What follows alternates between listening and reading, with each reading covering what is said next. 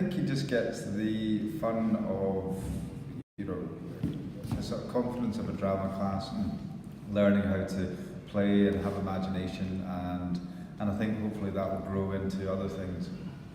I think she's really enjoying it. She made very good friends, and now as she moved to a different class, she's making new friends as well, and of course building up confidence. He's in early years, my wee boy's just 3 years old.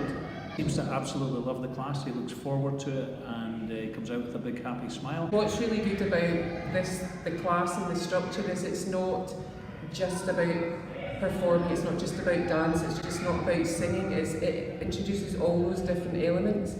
My daughter wouldn't want to go to a formal dance class where you do ballet, tap and jazz and that's all you do, but there's wee bits of movement and expression and singing and you know, storytelling. It gives that bit of everything that you don't get anywhere else without, you know, it doesn't focus on one specific element, it encapsulates them all, which is what's probably quite unique and really special about this class.